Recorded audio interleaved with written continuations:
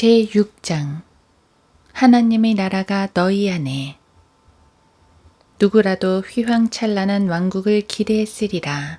서기관들과 바리새인들의 설교에 비교할 수 없는 위대한 권위의 말씀을 전파하시고 그 입과 손에서 나오는 능력들의 위대함으로 모든 권세자들을 제압하시며 모든 군중에게 희망을 불어넣으셨던 그분이셨다. 그분을 따르는 제자들마저도 그분의 왕국이 임하면 하나는 오른편에 하나는 왼편에 앉게 해달라고 말할 정도로 그들의 마음속에 이 위대한 왕국은 거의 확실했다. 그들의 조상 다윗에게 약속하신 메시아의 왕국이 실현된다면 그 왕국은 이 세상에서 가장 위대한 왕국이 될 것이고 시편 2편의 예언대로 이 세상 모든 왕국들의 왕들은 이 위대한 메시아 왕국의 왕 앞에 절하며 그분의 발에 입을 맞추게 될 것이다. 온갖 시험으로 예수님을 대적하는 세력들도 예수 그리스도의 지혜의 말씀 한마디에 물러나고 만다.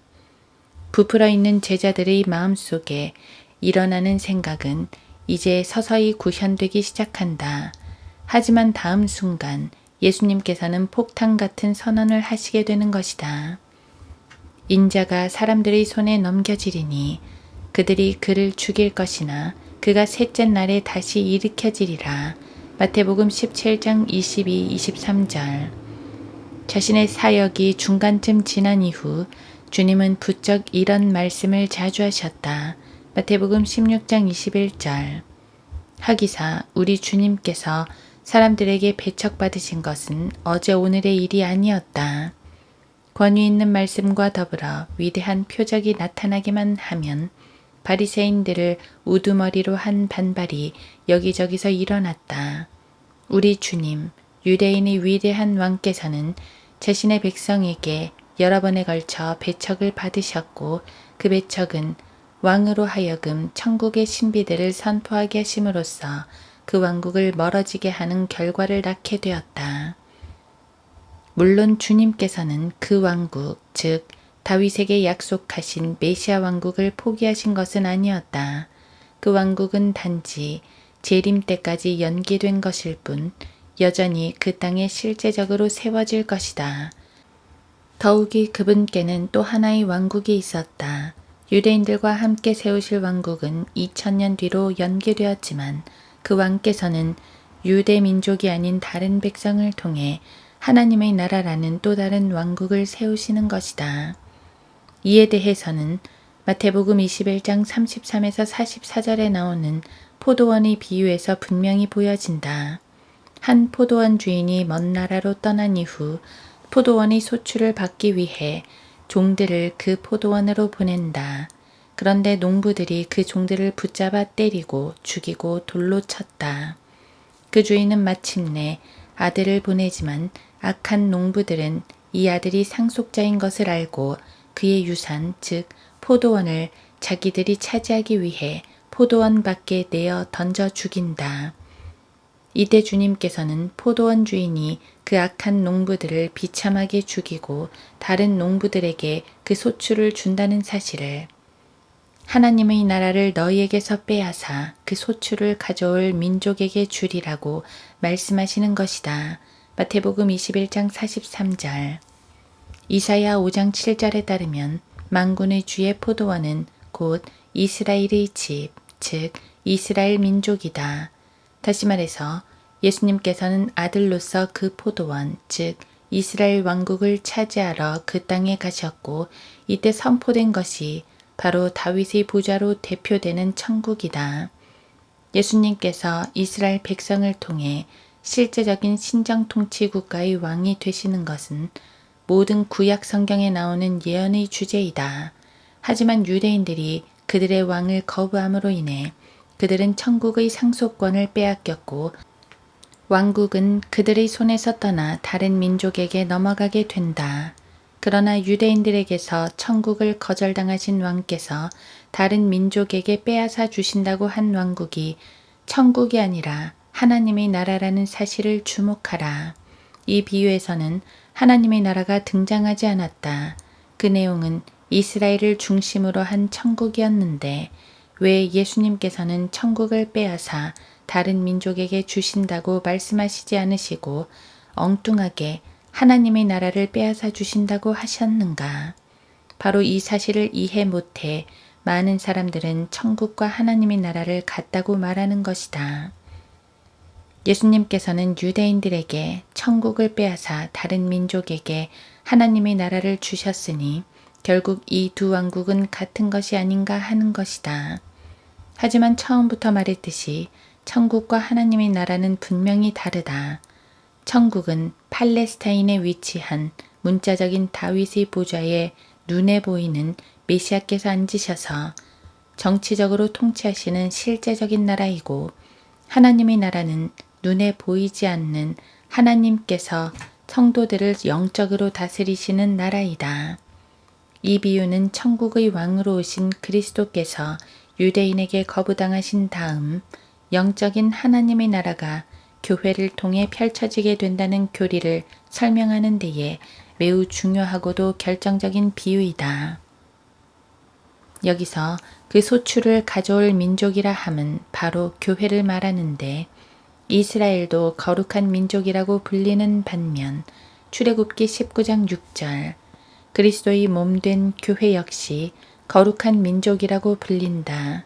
베드로전서 2장 9절 교회를 구성하는 각 사람들이 육신적으로는 여러 민족들에 속할지라도 그들은 각 민족들에게서 불러냄을 받은 특별한 민족으로 이스라엘과 대등하게 설 만한 민족이다. 따라서 유대인의 겁으로 말미암아 유대인을 다루시는 경륜은 잠시 멈추고 교회를 다루시는 경륜이 시작되는 것이다. 그런데 왜 여기서 천국이 아니라 하나님의 나라라는 말씀을 사용하셨는가? 예수님께서 하나님의 나라를 그들에게서 빼앗는다라고 말씀하셨는데, 그렇다면 하나님의 나라도 원래는 유대인의 것이었다는 말인가? 바로 그렇다.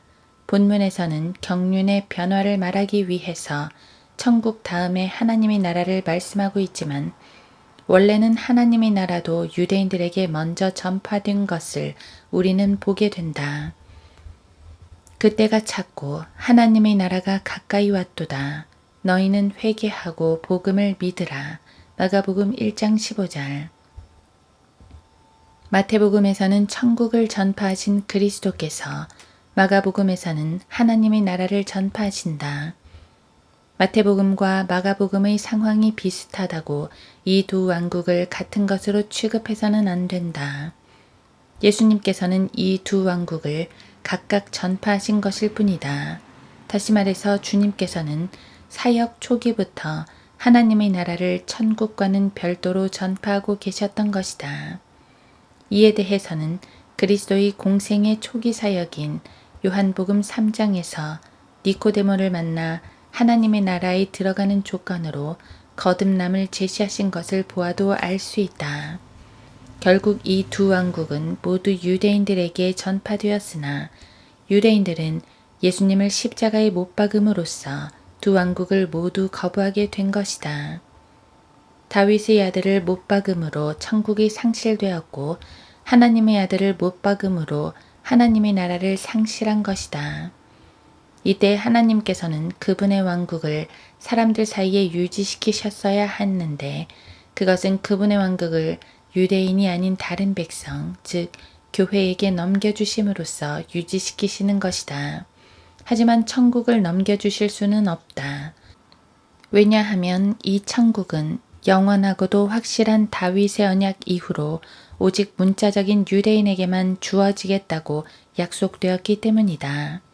유대인들이 아무리 반역한들 하나님께서는 그분의 계획을 바꾸실 수 없다. 만약 바꾸시려 했다면 원래부터 영원한 언약을 맺지 않으셨을 것이다. 왜냐하면 하나님께서는 미래의 일들을 모두 미리 아시는 전지전능하신 분이시기 때문이다. 그래서 하나님께서는 구약의 예언을 무너뜨리지 않고 왕국을 다른 민족에게 넘겨주시게 되는데, 그것이 바로 하나님의 나라인 것이다. 천국은 여전히 유대인에게 속해 있다. 교회가 아니라 그 누구일지라도 하나님의 예언을 바꾸면서 천국을 차지할 수는 없다. 천국은 오직 유대인들의 것이다. 그래서 주님께서는 천국을 그들에게서 가져가시어 2000년 뒤, 즉 재림 때까지 연기시키시고 대신 또 다른 왕국인 하나님의 나라를 그들에게서 빼앗아 교회에게 주신 것이다. 영적인 나라인 하나님의 나라에 대해서는 구약에서 특별히 예언하지 않기에 하나님의 나라를 교회가 차지함에 있어서 전혀 문제가 없는 것이다. 그러므로 교회는 유대인의 연장선이 아니며 유대인의 유업을 대신 차지하는 자가 아니다. 교회는 유대인과는 전혀 다른 유업을 받은 것이다. 그러므로 하나님의 나라는 천국의 거부를 전제로 한다. 비록 예수님께서는 천국과 더불어 하나님의 나라를 전파하셨지만 그 나라는 그때 이루어진 것이 아니라 천국이 거부되면서 이루어지게 되는 것이다. 이것은 또한 하나님께서 그분의 백성을 육신을 따른 민족적으로 다루시지 않는다는 것을 의미한다. 이러한 모습은 아직 유대인들에게 왕국이 전파되는 동안에도 종종 보여졌는데 이스라엘 전체보다는 오히려 그 가운데 있는 개개인을 다루시는 모습에서 보여진다.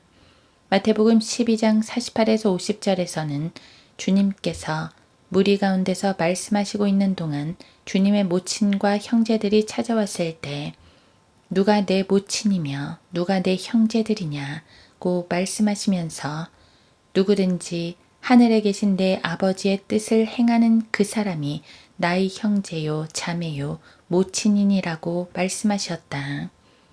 다시 말해서 아브라함의 자손인 그들 모두가 아니라 많든지 적든지 오직 그분을 따르는 자들만을 다루시겠다는 그리스도의 의지가 엿보인다.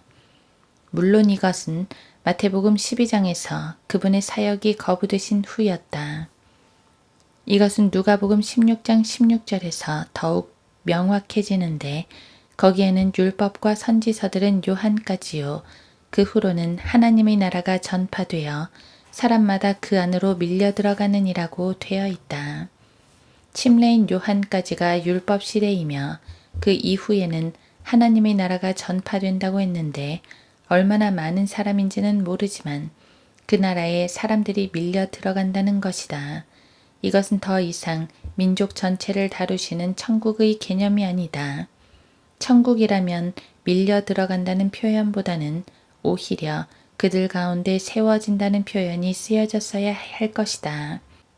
왜냐하면 그들은 천국이 세워질 그 땅에 이미 살고 있었기 때문이다.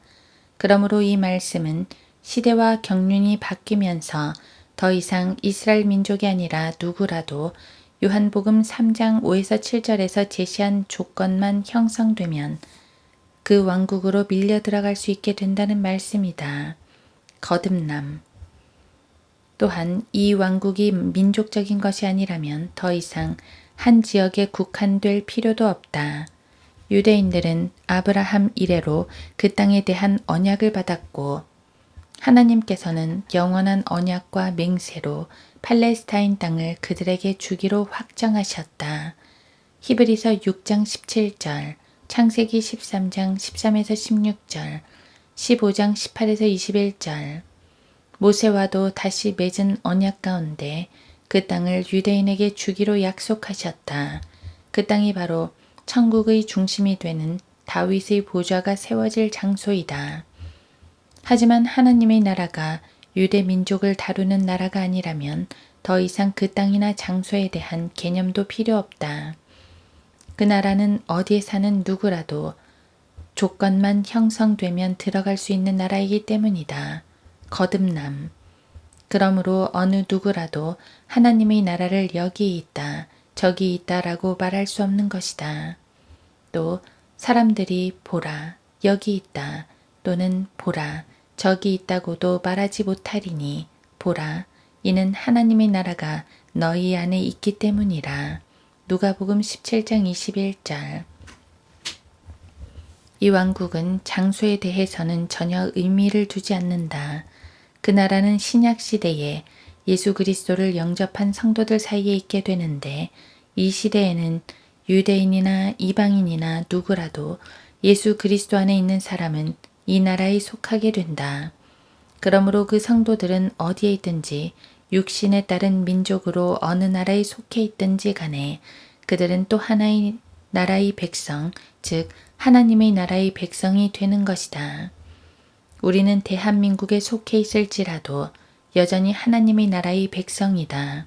또한 우리는 대한민국 백성이 된 것보다 하나님의 나라의 백성이 된 것을 더 중요하고 더 영광스럽게 여긴다. 로마 카톨릭은 바로 이 점을 이용해서 하나님의 나라가 곧 로마 카톨릭 교회이며 로마 카톨릭 교회는 바티칸 왕국과 동일시되기 때문에 지상에 있는 카톨릭 교도들은 누구나 두 나라에 속해 있다고 말하며 자기 나라보다 바티칸 왕국에 더 충성을 맹세하게 하는 것이다. 같은 문맥에서 바리새인들은 예수님께 하나님의 나라가 언제 오느냐고 질문을 한다. 그러나 예수님께서는 그들에게 하나님의 나라는 볼 수 있게 오는 것이 아니니라고 말씀하신다. 누가복음 17장 20절. 우리 주님께서 하나님의 나라를 말씀하실 때 유대인들은 다소 혼란을 느꼈는지도 모른다. 그들은 오직 천국만을 알고 있었는데 예수님께서는 하나님의 나라를 전파하시니 그들의 생각으로는 하나님의 나라가 곧 천국이라고 생각해버린 것이다. 오늘날의 학자들과 똑같다. 그래서 천국을 질문해야 할 자리에서 하나님의 나라를 질문해 버린 것이다. 물론 주님은 그들의 그러한 사고를 아시고 때로는 천국을 말하는 자리에서 하나님의 나라라는 용어를 사용하신 적도 있다. 하지만 여기서 주님은 분명하셨다. 천국은 분명히 어떤 시간에 어떤 장소에 임하는 것이지만 마태복음 6장 9절 하나님의 나라는 그렇지 않다는 것이다. 그것은 우리 가운데 이루어져 있는 것이다. 하나님의 나라에 대한 가장 중요한 교리 중 하나는 그것이 예수 그리스도의 죽으심을 전제로 한다는 것이다. 하나님의 나라를 이루시기 위해서는 반드시 그리스도께서 죽임을 당하셔야 한다. 왜냐하면 하나님의 나라에 들어가려면 반드시 거듭나야만 하는데 그분이 죽으시기 전에는 아무도 거듭날 수 없었기 때문이다. 거듭나는 것은 예수 그리스도의 피의 희생으로 인해 새롭게 얻는 생명을 말한다. 그리스도께서도 친히 한 알의 밀이 땅에 떨어져 죽지 아니하면 한 알 그대로 남아있지만 죽으면 많은 열매를 맺느니라고 말씀하셨는데 요한복음 12장 24절 영적으로는 우리 그리스도인들이 복음을 위해 헌신하고 희생해야 한다는 말씀으로 적용할 수도 있지만 사실상 많은 생명을 내기 위해 죽으시는 그리스도의 피의 희생을 말씀하시는 것이다. 예수 그리스도께서는 죽으심으로 한 백성을 낳으셨다. 그 백성은 성령을 통해 새 생명을 얻는데 그것은 죽었던 영이 살아나는 것이다.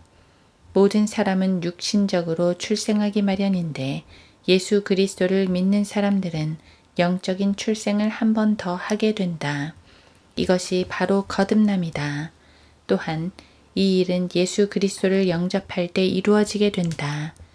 요한복음 1장 12절에 따르면 영접하는 자는 하나님의 아들들이 된다고 말씀하신다. 하나님의 아들이신 예수 그리스도께서는 하나님의 인격의 정확한 형상이셨다. 히브리서 1장 3절. 따라서 하나님의 아들들이란 하나님의 형상을 회복한 사람들을 말한다. 이 형상은 우리의 조상 아담이 범죄함으로 잃어버렸던 형상이고 창세기 5장 3절 그 이래로 육신을 따라 태어난 모든 사람들은 이 형상을 잃어버리고 태어나게 된다.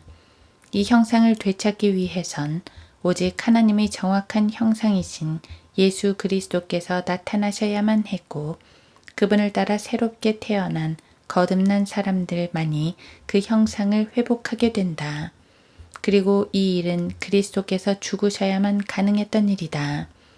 그러므로 구약시대에는 한 명도 거듭나지 못했고 하나님의 나라는 존재하지 않았으며 비록 예수님께서 당시 하나님의 나라를 전파하시기는 했지만 실제로 그 나라 안으로 사람들이 밀려 들어간 것은 십자가 이후가 되는 것이다. 물론 이 나라에 들어가는 방법은 간단하다. 누구라도 자기가 스스로의 힘으로는 구원받을 수 없는 죄인이라는 사실을 인정하고 바로 그러한 자신을 위해서 예수 그리스도께서 피 흘려 죽으셨다는 사실을 마음으로부터 믿기만 하면 그는 거듭나서 구원받고 하나님의 형상을 회복하며 하나님의 아들이 되고 하나님의 나라에 들어가게 된다.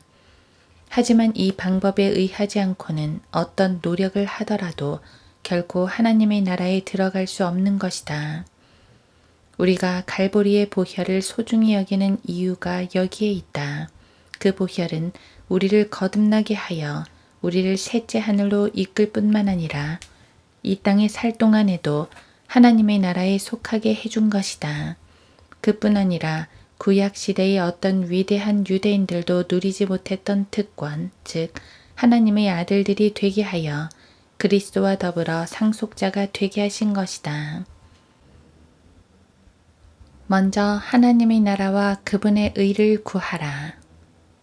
잠시 산상설교의 자리로 다시 돌아가 보자. 왕국의 헌법이 반포되던 날 갈릴리 마을 한 산 위에는 수많은 군중들이 밀집해 있었다. 마태복음 5에서 7장. 서기관들의 말을 압도할 만큼 권위 있는 그분의 선포는 백성들의 마음속에 왕국이 임할 것 같다는 기대감을 부풀게 하고도 남았으리라. 마태복음 7장 28, 29절. 그분의 이적은 모든 병자들에게와 모든 마귀 들린 자들에게도 미쳐 그들을 온전케 하였으며 요한과 또한 그분이 손수 외친 천국의 복음은 그들 유대인들을 위해 구약에 예언된 바로 그 다윗의 왕국의 왕이 바로 이분임을 충분히 인식해 했다. 자칫 잘못하다간 오른손과 오른눈을 잃어버릴 정도로 엄격한 왕국의 규례와 형벌, 마음으로 미워하거나 음탕한 생각도 품어선 안 될 정도로 높은 수준의 왕국의 윤리, 오른뺨을 맞고도 왼뺨을 둘러대야 할 정도로 이웃을 뛰어넘어 원수에게까지 미치는 초월적인 사랑. 이런 것들은 카이사의 어떤 법전에서도 발견할 수 없고 심지어 구약의 율법마저도 능가할 만한 새로운 법이었다. 왕국이 이러할진대 이 왕국은 가히 이사야 11장에서 예언되었던 것과 같은 의의 왕국이라 할 수 있으며 이사야 11장 3에서 5절. 이 가운데 그들은 이러한 의의 왕국이 어서 빨리 임하도록 기도하라는 명령을 받는다. 마태복음 6장 10절. 그 왕국이 임하면 예수 그리스도는 왕이 되시어 시온산 위에 우뚝 세워질 예루살렘 위에서 다윗의 보좌에 앉아 통치하실 것이고 유대인들은 위대한 왕의 백성이 되어 선민의 위치를 톡톡히 누릴 것이다. 그러는 가운데 주님께서는 매우 특별한 말씀을 하시는데 그것은 바로 오직 너희는 먼저 하나님의 나라와 그분의 의를 구하라는 것이다. 마태복음 6장 33절. 천국의 복음이 한창 전파되고 그 천국 복음으로 인한 표적들이 여기저기서 일어나는 가운데 갑자기 말씀하신 하나님의 나라란 무슨 의미일까? 여기서 잠깐 한글 개역성경의 변계를 보자. 개역성경은 이 부분을 먼저 너희는 그의 나라와 그의 의를 구하라고 번역해 두었는데 그의 나라라 함은 기본적으로 천국을 의미한다. 복음서에서 왕국 혹은 나라라는 단어에 킹덤, 하나님의 라는 수식어가 붙지 않고 단독적으로 왕국이라고만 쓰이게 되면 이것은 천국을 의미한다. 마찬가지로 마태복음 6장 10절에서 아버지의 왕국이 임하옵시며 의 왕국도 천국이다. 따라서 개역성경은 하나님의 나라를 말하고 있는 부분에서 천국이라고 용어를 바꾸어 버린 셈이다. 이에 따라 천국과 하나님의 나라가 같다는 잘못된 교리가 정당화되어 버렸다. 마태복음 6장 33절은 하나님의 나라라는 말이 신약에서 처음으로 등장한 곳이다. 따라서 여기에 등장하는 하나님의 나라는 매우 중요한 의미를 띈다. 자, 다시 한번 정리해보자. 천국과 달리 하나님의 나라는 영적인 나라로서 몸을 입고 물리적으로 들어가는 나라가 아니다. 이 나라는 눈에 보이지 않는 나라로 다윗의 보좌나 팔레스타인 땅과는 관계가 없이 믿는 성도들 안에 이루어져 있는 나라이며 이 나라에 들어가는 유일한 방법은 거듭남이다. 요한복음 3장 3, 5절. 그런데 여기에서 약간의 문제가 생긴다. 우리가 알기로 거듭남이란 죄인 안에 죽어있던 영이 살아나는 것이다. 이것은 육신으로 태어난 사람이 다시 한번 태어나는 영적 출생을 말하는데 이것은 예수 그리스도께서 죄인을 위해 흘리신 피를 믿을 때에 일어나는 현상이다. 다시 말해서 거듭남이란 예수님께서 십자가에서 죽으셔야만 일어날 수 있으며 따라서 하나님의 나라에 들어가는 것도 그리스도께서 죽으셔야 한다. 그렇다면 여기서 예수님께서는 유대인들에게 거듭나라고 말씀하시는 것인가? 요한복음은 교회를 위한 교리로 가득하기 때문에 그런 말이 가능하지만 유대인을 향한 복음서인 마태복음에서 그것도 왕국복음이 한창인 산상설교에서 갑자기 신약교리인 거듭남을 말씀하시는 것인가? 그렇지 않다면 어차피 거듭나지도 못하고 하나님의 나라에 들어가지도 못하는 즉 아직 십자가 이전이므로 이런 사람들에게 하나님의 나라를 구하라고 말씀하시는 것은 무슨 의미인가? 이 문제를 해결하기 위해서 조금만 더 깊게 들어가 보자. 우리가 하나님의 나라를 말할 때 영적이며 땅에 속하지 않았으며 눈에 보이지 않으며 거듭남을 통해 들어간다는 것은 하나님의 나라의 특징을 말하는 것이다. 그러면 그 나라에 대한 정의는 무엇인가? 그것은 의의 왕국이다. 로마서 14장 17절에도 하나님의 나라는 먹고 마시는 것이 아니라 다만 성령 안에서 의와 화평과 기쁨이라고 나와 있고 마태복음 6장 33절에서도 하나님의 나라가 그분의 의와 연결되어 있는 것을 보면 이 왕국의 가장 큰 특징은 바로 의라는 것이다. 여기서 의의 왕국이라고 말함은 예수님께서 천년왕국 때 의로운 통치를 한다는 의미와는 조금 다르다. 하나님의 나라를 말할 때 의의 왕국이라 함은 하나님의 나라에 속한 사람들 안에서 내적인 의가 이루어져야 한다는 것이다. 아무리 의로운 통치자가 의로운 법을 통해 정의로운 정치를 한다 해도 그 백성들의 마음에 억지로 의를 심을 수는 없다. 그 의는 그들의 자유의지를 통해 그들 안에서 성령으로 맺혀져야 한다. 그럴 때 그들은 도덕적으로 영적으로 온전한 상태를 이루게 된다. 이것이 바로 마태복음 6장에서 그리스도께서 말씀하신 하나님의 나라인 것이다. 그래서 이 왕국은 천국처럼 외형적으로 세워지는 왕국이 아니라 내적으로 의롭게 이루어지는 상태의 왕국이다. 누구라도 도덕적으로 영적으로 온전한 상태를 이루게 되면 이 왕국에 들어갈 수 있다.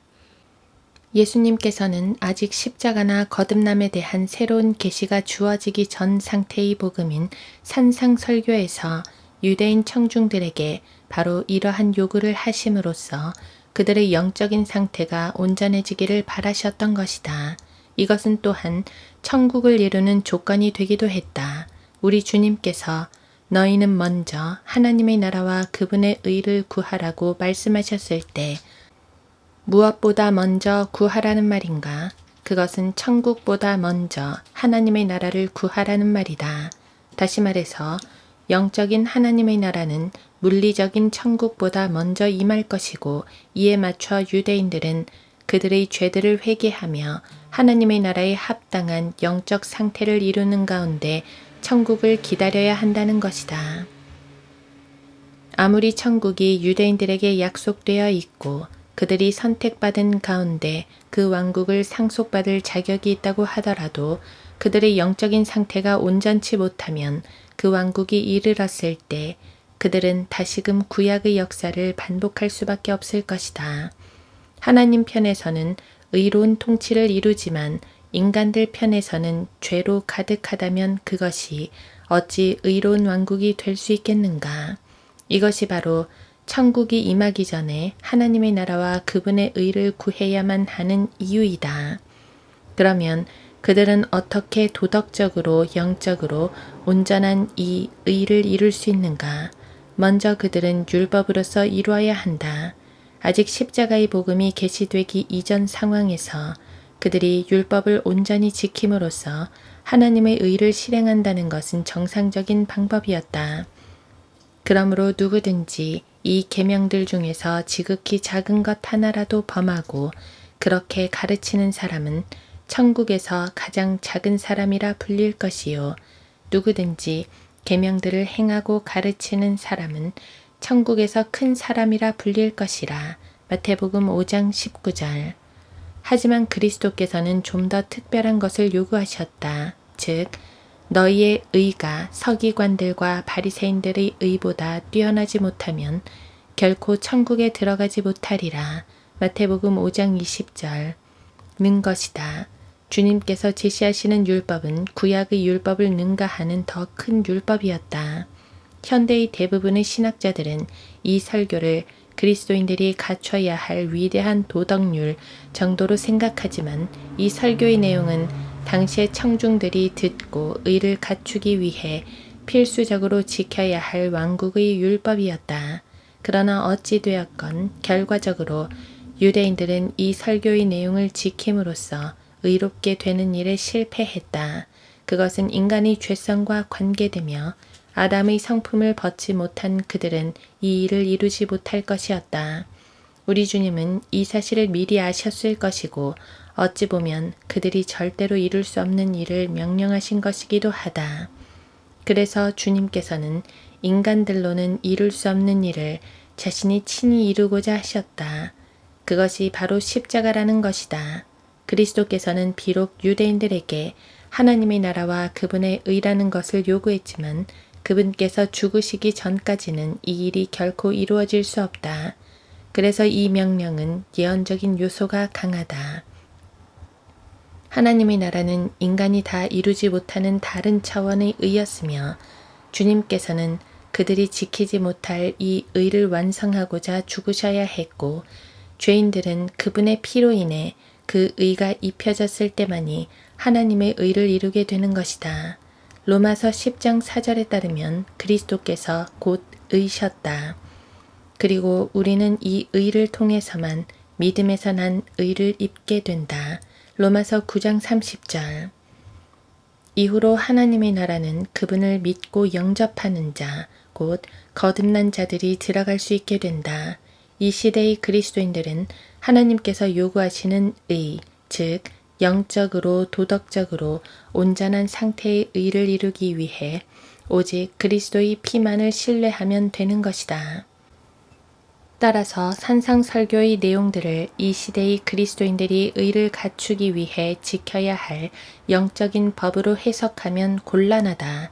그리스도인들은 절대 이러한 내용으로 의롭게 되지 않기 때문이다. 이 시대의 성도들이 거듭남으로 말미암아 하나님의 나라에 들어간다는 것은 매우 중요한 의미를 띈다. 그것은 성령님과 관련이 되기 때문이다. 요한복음 3장 5절에 따르면 거듭나는 것도 성령님을 통해서요. 로마서 14장 17절에 따르면 하나님의 나라도 성령 안에서이기 때문이다. 이것은 하나님의 나라에 들어가는 것이 성령님을 통해서일 뿐만 아니라 하나님의 나라 안에서 영적 생활을 누리는 것 또한 성령님을 통해서야만 한다는 사실을 보여준다. 우리가 하나님의 나라에 있다는 것은 대단한 영적 지위이다. 그것은 셋째 하늘에 올라가 누릴 복락을 이 땅에서 미리 체험하는 것과 같다. 우리는 대한민국에 살면서도 동시에 하나님의 나라의 시민권을 갖고 있다. 이 시민권은 우리가 하늘에 속해 있음을 보장해 준다. 이 땅에서 고난과 박해를 당해도 기뻐할 수 있는 것은 이곳이 우리의 소속이 아니기 때문이다. 그러나 이러한 상태는 오직 성령 안에서 행할 때에만 가능하다. 하나님의 나라 안으로 들어오는 것은 오직 거듭남으로만 가능하지만 그 나라의 축복을 누리는 것은 성령의 충만으로만 지속될 수 있는 것이다. 왜냐하면 그 나라는 여전히 도덕적으로 영적으로 온전한 의의 상태를 말하기 때문이다. 따라서 우리가 죄의 노예가 되어 있으면 이 나라의 축복을 누릴 수 없다. 육신 가운데 거해도 이 나라에서의 지위를 향유할 수 없다. 왜냐하면 육신과 성령은 서로 대적하는 위치에 있기 때문이다. 갈라디아서 5장 17절. 이러한 하나님의 나라는 오직 복음 전파를 통해서만 확장된다. 천국을 말할 때 확장이라는 개념을 쓸 수 없는 것은 그것이 오직 하나님께로부터 급작스럽게 임하는 것이기 때문이지만 하나님의 나라에 대해서는 의로운 상태를 이루는 것을 말하므로 복음이 전파되면서 확장된다고 말할 수 있다. 이것은 누가복음 16장 16절에서 하나님의 나라가 전파되어 사람마다 그 안으로 밀려 들어간다 라고 말하는 것으로 확인될 수 있다. 여기서 하나님의 나라가 확장된다는 것은 점점 더 많은 사람들이 하나님의 나라의 시민이 된다는 것을 의미한다. 하지만 분명히 인식해야 하는 것은 복음 전파 외에는 어떠한 방법으로도 이 나라가 확장될 수 없다는 것이다. 많은 사람들은 이것을 오해해서 복음 전파의 방법 외에도 기독교적인 문화가 번성하거나 기독교적인 세력이 확장되면 곧 하나님의 나라가 확장된다고 생각하는데 이것은 커다란 오해이다. 우리는 먹든지 마시든지 무엇을 하든지 하나님의 영광을 위해서 할 수 있다. 고린도전서 10장 31절. 학생이 공부를 하는 것도 직장인이 직장 생활을 하는 것도 궁극적으로는 하나님의 영광을 위해서 해야 할 것이다. 하지만 각 사람이 자기의 생활을 충실히 하는 것이 곧 하나님의 나라를 확장시키는 것은 아니다. 이러한 생각은 칼빈의 잘못된 직업 소명론에 기인한 것이기도 한데 이 이론에 따르면 모든 직업이 하나님께서 주신 것이기 때문에 성직자나 평신도나 모두가 하나님의 일을 하고 있다는 것이다. 물론 하나님 앞에서의 영적인 지위는 성직자나 평신도가 따로 없이 모두가 동일하게 형제인 것이지만 그렇다고 세상 직업을 가진 사람이 그 세상 일로 인해 하나님의 일을 했다고 말할 수는 없다. 세상에서 열심히 일하면 세상에서 보상을 받고 칭찬도 받고 영광도 받는다. 하지만 하나님 앞에서의 보상은 하나님의 일을 해야 주어지는 것이다. 이러한 사고는 후천년주의 이론을 더욱 부채질했는데 요즘에 크게 부각되고 있는 문화 사역 또한 이에 직접적으로 연관되어 있는 잘못된 사역이다. 그들은 이 세상이 악하고 사탄적인 문화가 만연해 있기 때문에 그 악한 문화의 한 복판에 그리스도의 복음을 심어야 한다고 주장한다. 그러나 여기서 말하는 복음이란 예수 그리스도의 피의 복음이 아니라 단지 기독교적인 냄새만 나게 하자는 것이다. 뜻 있는 그리스도인들이 이 세상 문화에 뛰어들어 그것들을 변화시켜야 한다고 그들은 주장하는데 예를 들어 정치가들 중에 기독교인이 있어 하나님의 공의에 따른 정치를 펼치면 정치계에 하나님의 나라가 임하는 것이고 경제인들 중에 기독교인들이 있어 경제 정의를 실현시키면 경제계에 하나님의 나라가 임하는 것이고 스포츠나 음악, 미술 등 문화계에 기독교인들이 있어 건전한 문화를 이끌고 기독교적인 노래를 부르거나 성화를 그리게 되면 문화계에 하나님의 나라가 임하는 것이라고 생각하는 것이다. 그들에 따르면 사탄의 문화가 그리스도의 문화로 점점 바뀌어가면 하나님의 나라가 확장되는 것이다. 그들은 각계각층에 하나님의 통치가 임해야 한다고 주장한다. 그러나 성경 어디에서도 하나님의 나라는 그와 같은 방법으로 확장된다고 하지 않는다. 기독교인들이 사회에서 어떠한 공헌을 해도 하나님께서는 그들의 공적에 따른 일들 가운데서 통치하시지 않는다. 이 시대의 하나님의 나라는 오직 거듭남을 통해서만 확장될 수 있는데 정치나 경제, 사회, 문화, 종교 등 어느 것도 거듭날 수 없다. 거듭난다는 것은 오직 예수 그리스도의 피를 신뢰함으로 말미암아 죽었던 죄인의 영이 성령으로 말미암아 살아나는 것.